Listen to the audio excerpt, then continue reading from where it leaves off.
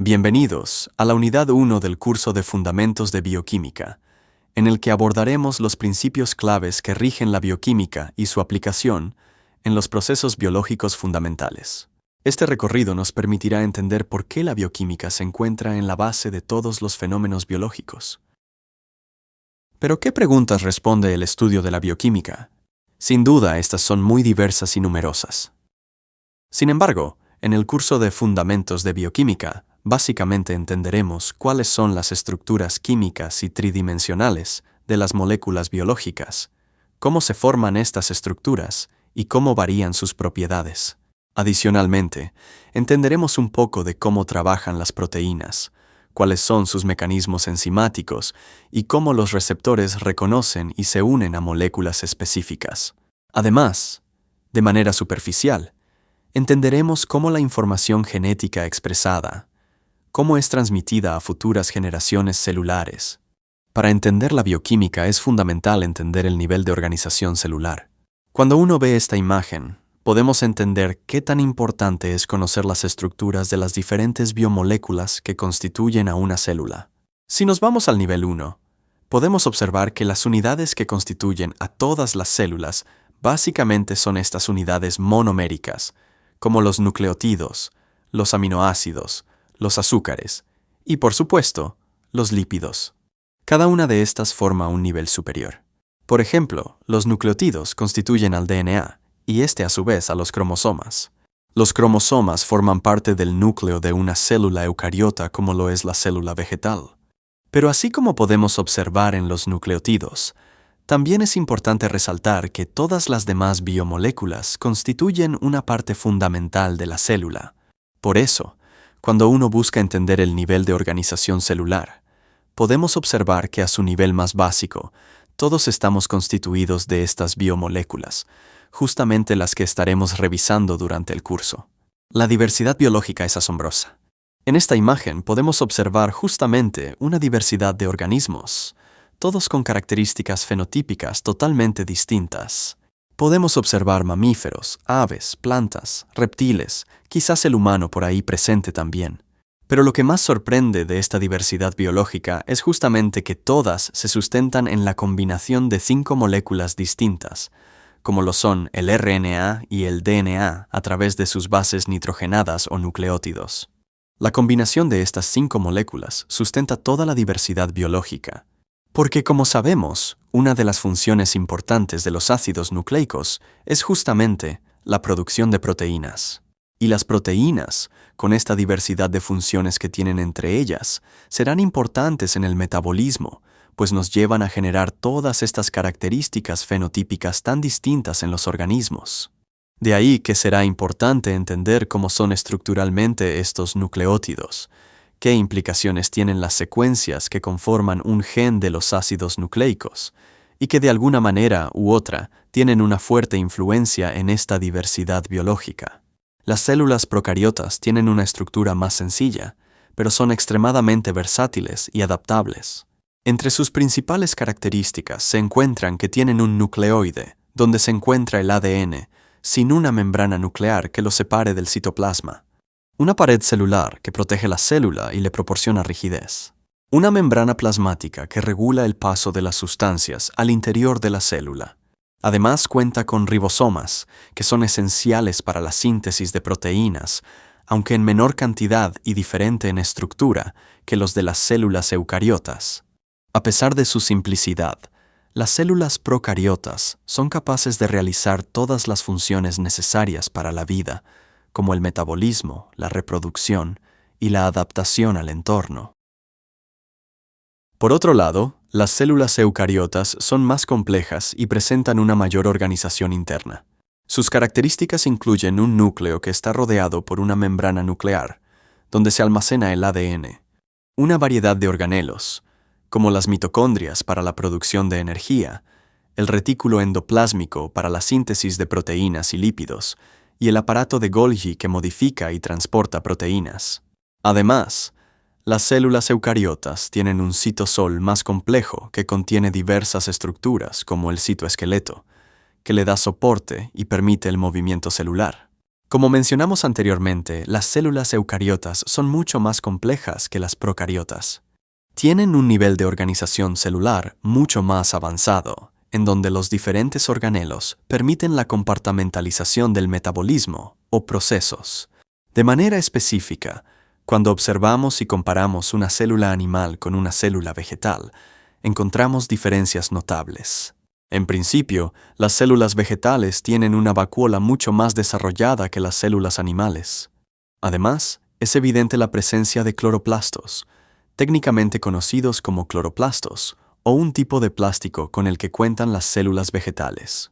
Además, es importante notar que las células vegetales contienen una pared celular que las diferencia de las células animales y que en consecuencia las hace mucho más rígidas. Con lo comentado hasta este momento, debemos tener claro los alcances de la bioquímica. La bioquímica es la rama de la ciencia que conecta la química y la biología, enfocándose en los compuestos que forman los seres vivos. Como bien señaló Linus Pauling, la vida a su nivel básico es un fenómeno bioquímico. En términos simples, la bioquímica estudia cómo los compuestos orgánicos en los organismos vivos, como las proteínas, los ácidos nucleicos, los lípidos y los carbohidratos, se interactúan entre sí para permitir los procesos vitales. Este campo también examina cómo se organizan y se metabolizan estos compuestos, y cómo influyen en la fisiología y el desarrollo de los seres vivos. La célula está constituida básicamente de dos grandes grupos de elementos, los denominados elementos mayoritarios y los denominados elementos traza. Todos estos constituyen a las diferentes biomoléculas que encontramos en las células. Por eso es conocido el famoso CHON, que es carbono, hidrógeno, oxígeno y nitrógeno, y al cual se le suman la presencia también de elementos importantes como el azufre y el fósforo.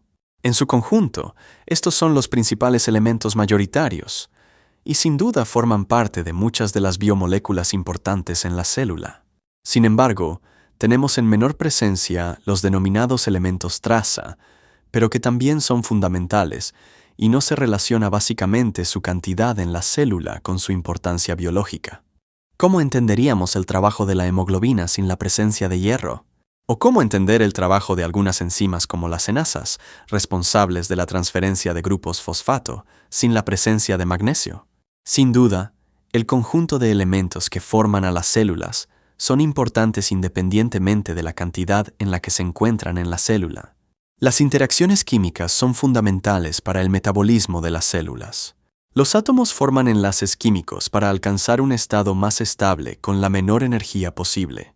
Existen a nivel celular dos tipos principales de enlaces que juegan un papel esencial en los procesos metabólicos. Por una parte, tenemos a los enlaces covalentes, los cuales son fuertes y se forman cuando los átomos comparten electrones para lograr estabilidad. Son fundamentales en la formación de biomoléculas como las proteínas y los ácidos nucleicos. Además, tenemos a los enlaces iónicos, los cuales se producen entre átomos con cargas opuestas. Estos enlaces se consideran más débiles que los covalentes, pero son importantes para la solubilidad de las moléculas en agua y en muchos procesos metabólicos. El enlace covalente es uno de los tipos más fundamentales de enlace químico. Se forma cuando dos átomos comparten electrones para alcanzar un estado más estable. Este tipo de enlace es fuerte y muy común en las biomoléculas. El carbono, por ejemplo, puede formar hasta 4 enlaces covalentes, lo que le permite unirse a una variedad de otros elementos y formar estructuras complejas como carbohidratos, lípidos, proteínas y ácidos nucleicos. Los enlaces covalentes no solo proporcionan estabilidad a las moléculas, sino que también determinan su forma y función dentro de las células. Además de los enlaces covalentes o iónicos, existen otro tipo de interacciones químicas que son cruciales para la estructura y función de las biomoléculas. Por una parte tenemos a los enlaces o puentes de hidrógeno. Aunque son más débiles que los enlaces covalentes, son fundamentales para la estabilidad de las biomoléculas, como las proteínas y los ácidos nucleicos. Los enlaces o puentes de hidrógeno son responsables de la forma tridimensional de muchas biomoléculas. Por otra parte, tenemos a las denominadas fuerzas de Van der Waals. Son interacciones débiles entre moléculas o partes de moléculas que ocurren cuando las cargas parciales generan atracciones. Aunque débiles individualmente, estas fuerzas permiten que las biomoléculas se asocien de manera específica y estable. El puente de hidrógeno es una interacción electrostática entre un átomo de hidrógeno unido a un átomo electronegativo, como el oxígeno, y otro átomo electronegativo cercano. Aunque estos enlaces son relativamente débiles y de corta duración, tienen un papel fundamental en la química del agua. En el agua, los puentes de hidrógeno se forman y se rompen rápidamente, lo que le otorga al agua sus propiedades inusuales, como su alta capacidad para disolver una gran variedad de sustancias. Estas interacciones también son cruciales para la estabilidad y la estructura de moléculas biológicas, como las proteínas y los ácidos nucleicos. El agua es una molécula única, debido a sus propiedades inusuales, muchas de las cuales se deben a la capacidad de formar enlaces de hidrógeno. Estos enlaces son relativamente débiles y de corta duración, pero se forman y se rompen rápidamente, lo que permite que el agua actúe como un medio ideal para las reacciones bioquímicas dentro de las células. El agua tiene una alta capacidad de disolución y estabiliza las moléculas biológicas mediante la formación de puentes de hidrógeno con otras moléculas polares. Esta característica la convierte en el disolvente universal esencial para la vida. Como mencionamos anteriormente, los enlaces de hidrógeno son interacciones débiles, pero esenciales, que ocurren cuando un átomo de hidrógeno, unido a un átomo electronegativo, se atrae a otro átomo electronegativo en una molécula vecina. Aunque los puentes de hidrógeno son más débiles que los enlaces covalentes, son fundamentales para la estructura de muchas biomoléculas. Por ejemplo, los puentes de hidrógeno estabilizan la estructura secundaria y terciaria de las proteínas y son cruciales para la estructura del DNA. Además, los puentes de hidrógeno son responsables de muchas de las propiedades inusuales del agua, como su alto punto de ebullición y su capacidad de disolver una gran variedad de sustancias. Los grupos funcionales son fragmentos de moléculas que determinan sus propiedades químicas y su funcionalidad.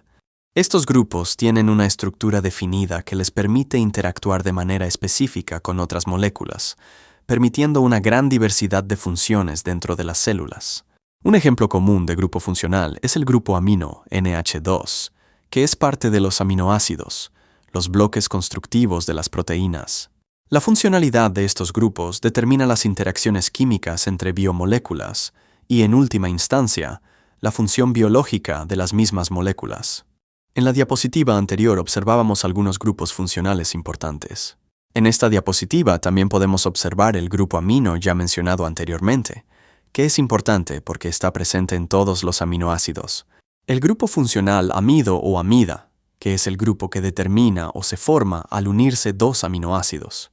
También tenemos al sulfiril o SH presente, por ejemplo, en el aminoácido cisteína, y muy importante en el plegamiento de las proteínas cuando forman enlace de sulfuro justamente que vemos indicado aquí. Adicionalmente tenemos el grupo funcional teoéster, muy importante en algunas moléculas por ser un enlace de alta energía y que se encuentra básicamente en el metabolito central de todo el metabolismo, que es el acético enzima A. En esta imagen tratamos de representar las tres formas en que es posible mostrar a una molécula. Por ejemplo, la anina la podemos representar en la proyección de Fischer, indicada en el inciso A, una proyección de bolas, indicada en el inciso B, pero también el espacio real que ocuparía una molécula en su estructura tridimensional, representada en el inciso C.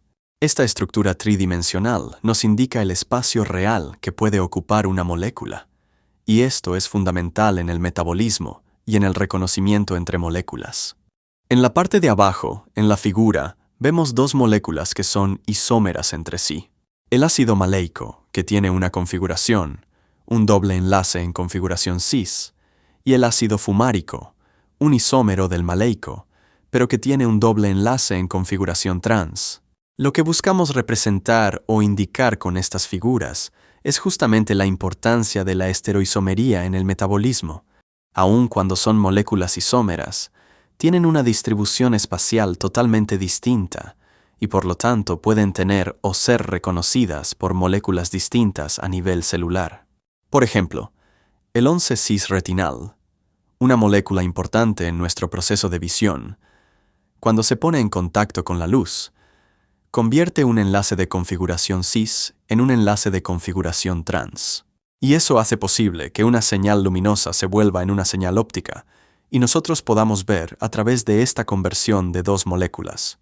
En resumen, lo que buscamos explicar con esta diapositiva es la importancia de la distribución espacial de las moléculas, por un lado, pero también el impacto que tiene la estereoisomería en el metabolismo a nivel celular. Con esta diapositiva, buscamos justamente reforzar el concepto que describíamos en la diapositiva anterior. En el recuadro superior izquierdo podemos ver a la carbona, un monoterpeno que está en configuración R.